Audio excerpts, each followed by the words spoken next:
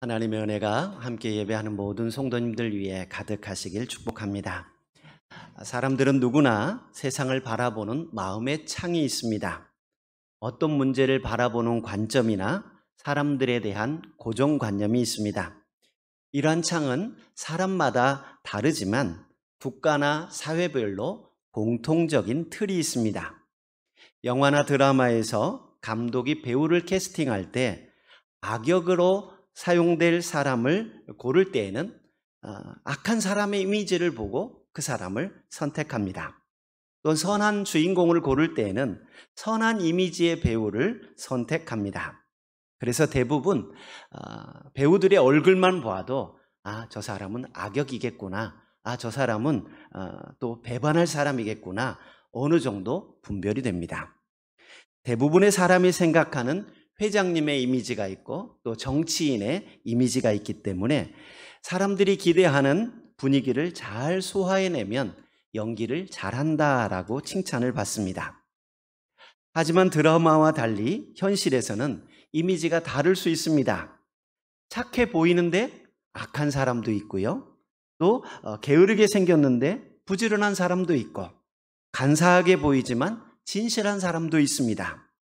내가 생각하는 틀이나 미디어를 통해 만들어진 틀이 다를 수 있음을 기억해야 합니다. 이것은 신앙생활에서도 적용됩니다. 신앙생활을 오래 하다 보면 하나님에 대해 하나님은 이런 분이다, 하나님은 이렇게 역사하신다라고 하는 나름대로의 고정관념이 생깁니다. 하지만 하나님은 나의 생각과 나의 경험을 초월하시는 분입니다. 지난 시간 살펴본 것처럼 엘리야가 하나님을 만나러 호렙에 이르렀을 때 하나님께서는 크고 강한 바람이 산을 가르고 바위를 부수지만 그 바람 가운데 계시지 않았습니다. 바람 후에 지진이 있었지만 지진 가운데도 계시지 않았고, 지진 후에 불이 있었지만 불 가운데도 계시지 않았습니다. 하나님은 세미한 소리 가운데 임재하셨습니다. 하나님의 기적은 이렇게 일어날 것이고 하나님의 능력은 이렇게 나타날 것이다 라고 생각할 수 있지만 우리의 예측을 벗어날 때가 많이 있습니다. 오늘 본문에는 본인의 생각에 갇혀서 화를 내고 있는 사람을 만나게 됩니다. 바로 나아만이라고 하는 아람의 군대 장군입니다. 나아만은 11절 보니까 굉장히 화가 났습니다. 나아만이 노하여 물러가며 이르되 라고 화를 내고 있습니다. 나아만이 왜 이렇게 화가 났을까요? 나아만은 열왕기하 5장 1절에 보면 아람의 군대 장관입니다. 당시 군대 장관은 왕 다음 가는 권력자입니다. 성경에 보면 사울의 군대 장관이었던 아브넬이 나오고 다윗의 군대 장관이었던 요압이 있습니다. 나아만은 그의 주인 앞에서 크고 존귀한 자다라고 소개하고 있고 아람을 구원하였던 인물입니다. 그는 큰 용사이기도 했습니다. 나라에 큰 공을 세우고 왕 다음 가는 권력과 재력을 가지고 있었지만 그는 다른 사람에게 말하지 못할 고민이 있었습니다. 그것은 다름 아닌 불치병에 걸렸기 때문입니다. 흉측하고 부끄러운 병이라 드러내놓고 말할 수도 없습니다. 화려한 군복과 번쩍이는 갑옷을 입고 있지만 사실 그 속에는 나병으로 인하여 온몸이 썩어가고 있었습니다. 비밀리에 수소문하여 용하다는 의원들을 찾아가 보기도 하였고 좋은 약이라는 약은 다 써보았습니다. 나라에서 최고 뛰어난 의사지요, 왕을 진료하는 그 의원에게도 진료를 받아보았지만 더 이상 어쩔 수 없다는 대답뿐이었습니다. 그는 아람 사람들이 섬기는 림몬 신에게도 찾아가 기도했지만 이 또한 소용이 없었습니다. 나아만의 집에는 이스라엘에서 포로로 잡아온 어린 소녀가 있었습니다. 이 소녀는 장군의 병을 알게 되자 자기가 시중드는 나아만의 아내에게 이야기합니다. 우리 주인이 사마리아에 계신 선지자 앞에 계셨더라면 좋았겠습니다. 그가 그 나병을 고칠 것입니다 라고 이야기해 줍니다. 나아만은 무시해버리려고도 했지만 더 이상 약도 없고 달리 방도가 없었던 차에 한 가닥 소망을 갖게 되었습니다. 그는 왕에게 나아가 이스라엘에서 데려온 소녀의 이야기를 전합니다. 왕은 흔쾌히 다녀오라고 허락을 해주며 이스라엘 왕에게 편지까지 써주었습니다. 내 신하 나아만을 당신에게 보내니 이 글이 당신에게 이르거든 당신은 그의 나병을 고쳐주소서라고 기록하여 보냈습니다. 나아만은 은 10달란트와 금 6,000개와 의복 10벌을 가지고 이스라엘 왕에게 찾아갑니다. 제가 달란트가 얼마나 되나 하고 환산을 해보니까 1달란트가 34.27kg입니다. 어린아이 몸무게 정도 되는 게 1달란트예요. 근데 은 10달란트 그러면 342kg입니다. 여러분, 은이 300kg이 넘습니다. 금 6,000개는 2달란트에 해당하며 68kg 정도 됩니다. 보통 남자들 몸무게만한 그 금덩어리 또 은을 가지고 또 아주 고급스러운 명품 의복 10벌을 가지고 이스라엘 왕에게 찾아갑니다. 어마어마한 예물이지요. 편지를 받은 이스라엘 왕은 고민이 되었습니다. 내가 사람을 살리고 죽이는 하나님도 아닌데 왜 나에게 보내서 나병을 고치라 하느냐? 이것은 틀림없이 아람 왕이 나에게 트집을 잡고자 하기 위해서 시비를 걸어오는 것이다 라고 생각하게 되었습니다. 사실 아람과 이스라엘 관계는 별로 좋지 않았습니다. 열왕기상 20장에 보면 아람의 베나닷 왕이 군대를 모으고 주변 나라 32명의 왕들과 함께 침략하여서 사마리아를 에워싸고 힘들게 한 적도 있습니다. 하나님의 은혜로 가까스로 아람을 물리쳤긴 했지만 자기 힘으로 이긴 것으로 착각한 아합 왕은 남유다 왕과 연합하여 아람을 공격하였고 아합이 전쟁에서 죽음을 맞이하게 되었습니다. 어느 정도 시간이 지났지만 여전히 아람과의 사이에는 전쟁의 기운이 감돌고 있었습니다. 나병은 현대의학으로도 고치기 힘든 병인데 당시에는 거의 포기하다시피 한 병입니다. 그런데 그 병을 고치라고 하니 이는 전쟁의 빌미로 삼고자 함이 아닌가 의심하였던 것입니다. 엘리사가 이스라엘 왕이 옷을 찢었다 하는 이야기를 듣고 사람을 보내어서 그 사람을 자기에게 보내라고 말합니다. 그가 이스라엘 중에 선지자가 있는 줄 알 것입니다 라고 말합니다. 나아만은 말들과 병거들을 거느리고 엘리사의 집 문에 이르렀습니다. 아람 왕의 친서를 들고 수많은 예물과 수많은 병사들을 이끌고 당당하게 엘리사에게 찾아왔습니다. 이때 엘리사는 직접 나오지 않았습니다. 그리고 사람을 보내 너는 가서 요단강에 몸을 7번 씻으라. 내 살이 회복되어 깨끗하게 되리라 라고 하는 말을 전해 주었습니다. 나아만은 기가 막혔습니다. 자신은 아람이라고 하는 강대국의 2인자입니다. 더군다나 아람 왕의 친서까지 들고 왔습니다. 이스라엘 왕도 자기를 만나 주었는데 일개 선지자가 나와보지도 않고 하인을 시켜 요단강에 가서 7번 씻으라라고 하는 말만 전하니 어이가 없었습니다. 본인 생각에는 그가 자기 앞에 나와서서 그의 하나님 여호와의 이름을 부르고 그의 손을 그의 부위에 흔들어 나병을 고칠까 하였던 것입니다. 아마도 암몬 사람들이 섬기던 림몬의 제사장들은 그런 식으로 주술 행위를 했던 모양입니다. 그런데 자존심을 다 내려놓고 먼 길을 찾아왔는데 선지자라는 사람은 얼굴도 안 비치고 특별한 치료 행위도 해주지 않았습니다. 그래서 그는 화가 나서 돌아가려고 했습니다. 요단강보다 다메섹강 아바나와 바르발이 더 깨끗하고 낫지 않느냐라고 말합니다. 11절에 보니까 노하여 물러가며 이르되 라고 기록하고 있고 12절에도 몸을 돌려 분노하여 떠나니 라고 기록하고 있습니다. 너무너무 화가 났습니다. 자존심도 상하였습니다. 씩씩대며 돌아가려고 하는데 그의 종들이 말합니다.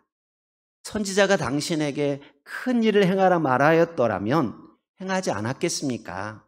하물며 당신에게 이르기를 씻어 깨끗하게 하라라는 이런 말이 뭐가 어렵습니까? 라고 이야기합니다. 나아만은 부하들의 말을 듣고 자신의 생각을 내려놓습니다. 자기가 생각하는 치유 행위를 하지 않고 자기가 생각하는 선지자의 방식을 가지고 있었지만 모든 것을 내려놓고 순종하기로 결단합니다.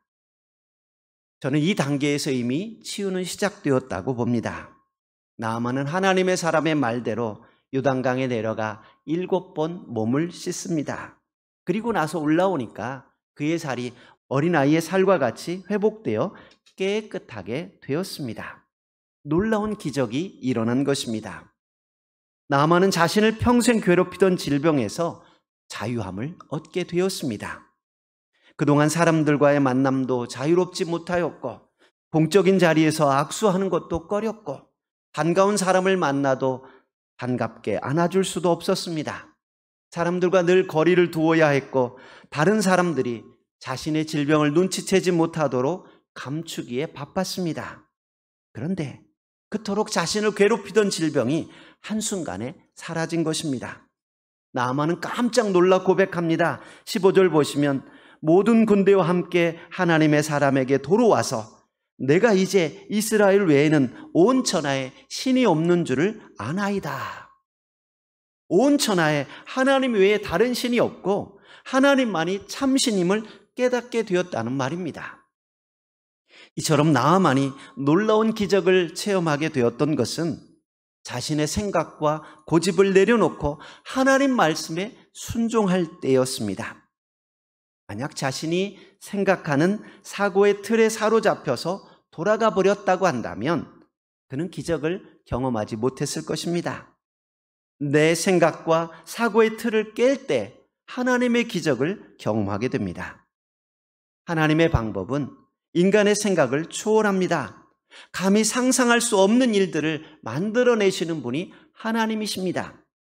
이사야 55장 9절에 보면 이는 하늘이 땅보다 높음같이 내 길은 너희의 길보다 높으며 내 생각은 너희의 생각보다 높음이니라 라고 하나님 말씀하십니다. 누가 바다를 가르고 그 바다에 길을 낼 거라고 생각이나 했겠습니까? 아무리 상상력이 풍부한 사람도 꿈에도 생각해 보지 못한 일이 일어났습니다. 여러분, 누가 반석을 가르고 그 반석에서 물을 내실 것이라 생각했겠습니까? 말도 안 되는 일이지만 반석을 치라는 그 말씀에 순종하여 바위를 칠 때 물이 솟아 회중과 모든 짐승들이 마실 수 있었습니다. 이스라엘 백성들은 출애굽할 때 남자 장정만 60만 명이 넘었습니다. 이 많은 사람이 40년 동안 광야에서 생활했습니다. 광야는 농사를 지을 수 없는 곳입니다. 더군다나 계속해서 이동을 해야만 했습니다. 어떻게 이들이 양식을 얻을 수 있겠습니까? 도저히 답이 나오지 않습니다. 그런데 하나님께서는 아무도 상상하지 못했던 만나를 준비하셨고 매일 아침 만나로 먹이셨습니다. 하나님께서는 상상할 수 없는 놀라운 일들을 준비하고 계십니다. 우리가 우리의 사고의 틀을 깨고 선입견을 내려놓아야 합니다. 알을 깨고 나와야 병아리가 될 수 있습니다. 고정관념을 버린다면 더 풍성한 하나님의 기적을 체험하게 될 것입니다. 우리가 잘 아는 대로 베드로는 어부였습니다. 이스라엘 사람들은 대부분 부모의 가업을 이어받기 때문에 아마도 그는 어릴 때부터 물가에서 놀면서 부모님이 고기 잡는 것을 보며 자랐을 것입니다. 그리고 자라서는 본인도 어부가 되었습니다. 갈릴리 바다에서 잔뼈가 굳은 사람입니다. 그런데 밤새도록 고기를 잡지 못하고 빈 그물을 씻고 있는데 예수님이 찾아오셨습니다. 배를 육지에서 조금 뛰기를 요청하시고 앉으셔서 무리들을 가르치셨습니다. 베드로는 주님이 가르치시는 말씀을 듣고 있었습니다. 말씀을 마치신 주님은 베드로에게 깊은 데로 가서 그물을 내리라 라고 말씀하십니다. 베드로는 이야기합니다. 선생님, 우리들이 밤이 새도록 수고하였으되 잡은 것이 없지만은 말씀에 의지하여 그물을 내리리이다 라고 하고 그물을 내렸습니다. 아마도 배 위에서 말씀하시던 주님의 말씀을 들으면서 믿음이 생겼던 모양입니다. 베드로가 말씀대로 그물을 던지자 놀랍게도 밤새 한 마리의 고기도 잡지 못했는데 지금은 잡은 것이 심이 많아 그물이 찢어질 정도였습니다. 베드로는 밤새도록 수없이 그물을 던졌습니다. 안 해본 것이 아니라 분명히 해보았던 일입니다. 그런데 주님 말씀에 순종합니다. 그는 그물을 던진 것이 아니라 자신의 고집을 던지고 자신의 경험과 고정관념을 던져버렸습니다. 말도 안 되는 이야기 같지만 하나님 말씀에 순종하는 것이 하나님의 기적을 체험하는 비결입니다. 신앙생활은 순종 훈련이라 해도 과언이 아닙니다. 하나님 말씀 앞에 내 생각을 내려놓고 내 고집을 내려놓고 내 성격을 다 내려놓고 순종할 때 복이 됩니다. 사울왕이 하나님께 버림받은 것은 그가 정치를 잘 못해서가 아닙니다. 전쟁에서 승리하지 못해서도 아닙니다. 하나님 말씀에 불순종했기 때문입니다. 아말렉을 다 진멸하라 하셨는데 살진 소와 양을 남겨두었습니다. 그가 변명하기를 하나님께 제사하려고 했다고 말합니다. 물론 본인 생각에는 기름진 소와 양으로 하나님께 제사하는 것이 좋은 일이라 생각했을지 모릅니다. 그러나 자기 생각의 틀을 깨지 못하고 자기 고집대로 행하는 것은 하나님께서 싫어하시는 일입니다. 이때 주셨던 하나님의 말씀이 사무엘상 15장에 나오는 순종이 제사보다 낫고 듣는 것이 순양의 기름보다 낫다라는 말씀입니다. 성경에 나오는 수많은 믿음의 사람들은 자신의 상식을 버리고 자신의 경험과 틀을 내어버리고 하나님 말씀을 따랐던 사람들입니다. 고대 사회에서 고향과 친척과 아버지 집을 떠난다는 것은 위험한 일입니다. 국가 형태가 없던 시절이라 아무도 치안을 보장해 주지 않습니다. 시족 공동체를 벗어나는 일은 위험한 일입니다. 죽을 수도 있습니다. 그러나 아브라함은 하나님 말씀에 순종하여 고향과 친척과 아버지 집을 떠나 하나님께서 보여주실 땅으로 떠나갑니다. 하나님 말씀에 자신의 모든 것을 내어 놓았던 것입니다. 그러하였기에 믿음의 조상이 될 수 있었습니다. 나아만은 11절에 나오는 내 생각에는 이라고 하는 이 틀을 버릴 때 치유와 기적을 체험하게 되었습니다. 여러분, 내가 버려야 할 나의 생각은 무엇입니까? 내가 내려놓아야 할 나의 고집은 어떤 것입니까? 내가 깨뜨려야 할 나의 편견은 무엇입니까? 이것이 깨질 때 그때 하나님의 기적을 체험할 수 있습니다. 그런데 나아만이 자신의 생각과 틀을 깨는 데에 일조한 사람들이 있음을 발견하게 됩니다. 첫 번째 사람은 이스라엘에서 잡아온 어린 소녀였습니다. 그녀는 아람이라는 나라에 잡혀왔지만 나아만에게 이스라엘이라고 하는 나라를 소개해 줍니다. 나아만은 그냥 아람이라는 나라가 전부였습니다. 하지만 아람 외에 이스라엘이라는 나라도 있다라고 알려주고 님몬신만 있는 것으로 알고 있었지만 그에게 신앙의 편견을 깨고 여호와 하나님에 대해서 소개합니다. 어린 소녀는 자신의 잘못이 아니라 나라가 약하고 힘이 없어서 먼 이국 땅에 노예로 끌려왔습니다. 어린 소녀라고 하는 것을 보면 부모의 돌봄이 필요한 나이이고 가족과 헤어져야 했던 것을 알 수 있습니다. 하지만 그녀는 하나님을 원망하지 않았고 틈나는 대로 하나님의 위대하심을 자랑하고 하나님의 능력을 자랑하고 하나님을 섬기는 선지자를 자랑하고 있었습니다. 그 이야기를 들을 때 나아만은 새로운 소망을 갖게 된 것입니다. 두 번째로 나아만의 생각의 틀을 깬 사람은 그의 종들이었습니다. 누군지 이름이 나오지 않지만 13절 보시면 그의 종들이 말하기를 내 아버지요 라고 말하는 것을 보면 이 종들은 의무감에서 나아만을 따르는 사람들이 아니라 아버지를 따르듯 나아만을 섬기고 있는 것을 볼 수 있습니다. 그는 나아만에게 선지자가 나와서 더 어려운 일을 행하라 해도 했을 텐데 요단강에서 씻으라고 하는 것이 뭐가 어렵냐고 도전합니다. 여러분, 고집스러운 사람에게 뭔가 말하는 것 쉽지 않습니다. 더군다나 왕 다음가는 권세를 가진 군대 장관에게 자신의 의견을 말한다는 것 쉬운 일이 아닙니다. 용기가 필요한 일입니다. 그러나 용기 있게 도전하는 사람이 있었던 것입니다.